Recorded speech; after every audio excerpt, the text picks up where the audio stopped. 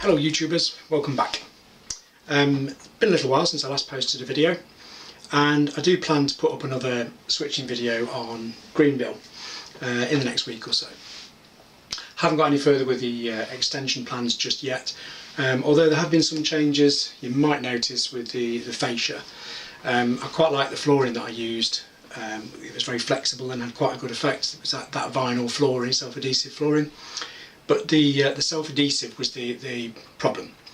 Basically the back side of it was super sticky and just didn't lose any of that tackiness at all. And I was just finding it was becoming a bit of an issue. So bit the bullet, took it all off, and I've just put some hardboard up for now, which I might get around to painting at some point, but we'll see. Anyway, on to today's video. This is going to be slightly different. I'm probably the first of a little mini series. What I'm looking at doing is something quite different from the US stuff. Still railway modelling, still in HO scale, but I'm actually doing something that I've always fancied having a go at and really struggled to get started because I just found it wasn't quite as accessible for someone like me to get into. I just found the information wasn't there. Pricing always seems to be a bit of an issue as well, but I'll come on to that. Basically what I'm going to do is, as I say, a small series perhaps of build videos, just tracking not necessarily how to do things, but the way I'm going to do things, and hopefully it'll give me the inspiration to keep progress moving on this little project. So I'll point the camera a couple of bits and I'll explain further. Okay, so here we are. This is what the new project's about. HO, but not American. Actually going for German. Sorry if the camera works. Something I really don't know much about and I'm just starting to learn about.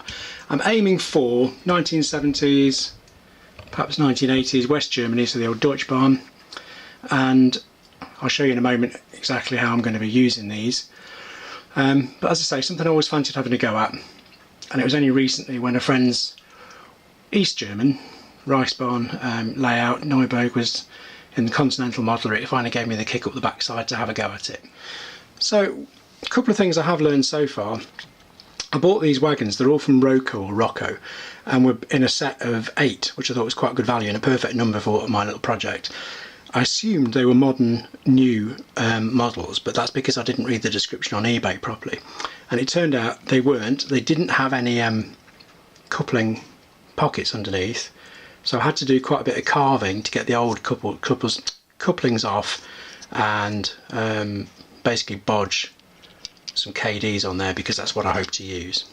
The other thing I found is that I always found the pricing of European HO stuff to be high, basically, and I thought I'd look into it in a little bit more detail. Now this Loco, a 212, has got a DCC chip and it is a Fleischmann. It was advertised as new and it's been broken up from a set, I believe. Again, I made a bit of an assumption there'd be any M pockets for the coupling. There aren't.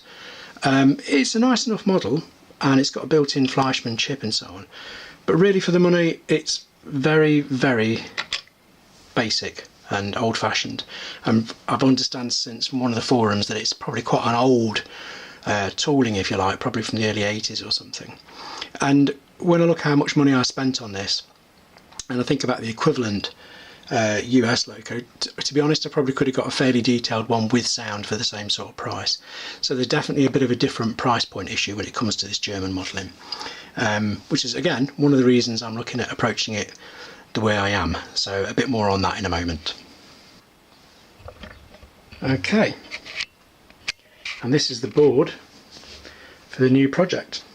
At the moment it's getting called Zwinkenford. The board was actually previously used for a little 009 layout that I built. I'll probably try and find some pictures actually and put those up, by the name of Winkford.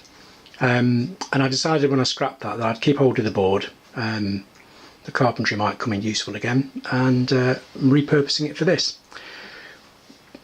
As a taster for the German HO stuff, I just thought I wanted to do something small and compact and that I can put away, and a micro is where I started in the hobby and just seemed like a sort of perfect way to having a go at this. So what, pardon me for shaking the camera, what the plan is at the moment is that the track on the far right hand side there that you can see is effectively going to be a switching lead. and will hold one loco and 2 wagons, sorting into effectively what's a mini ingle nook. So at the back here we'll have a factory or a warehouse, which will probably come over this end track, or at least have a loading bay there, and that's an open siding. There's a little bit of track that I haven't been able to buy yet, which is going to be an extra siding there as well. So wagons will effectively get sorted into those 3 sidings by the locos. It's a really simple little mini ingle nook. I've also got a little kickback siding there, which will do one or 2 things. I'm thinking of perhaps building a little, or installing a little shunting loco shed, KOF or KUF, or however it's pronounced, the little locos that you get in Germany, that could come out and do a little bit of shunting as well, or even just use it for storing extra wagons as well. There's no fiddle. I'm going to be replacing the end board there, or sealing that end bit up, so it's completely self-contained. The power is going to be DC rather than digital, and basically I'm just going to have a Gauge Master combi at this end here, power underneath. I've actually got some SEEP point motors, and as much as I like operating points by hand, these are leftover points from an old friend who sadly passed away, that was used on an ingle nook layout, so it seemed completely pertinent to use them again. But I thought I'd have a go at using the SEEP motors just to kind of teach myself as a bit of an exercise as well. So I've got 3 holes pre-drilled there for the switches for those as well. And that's it, and we'll see how we go. But that's where we are at the moment with it, day 1. I need to buy a bit of extra track, and I've just made a start on measuring out the holes and so on, and putting the track together. Need to get that stuck down and things wired up, and then I'll show you where we are on video number 2.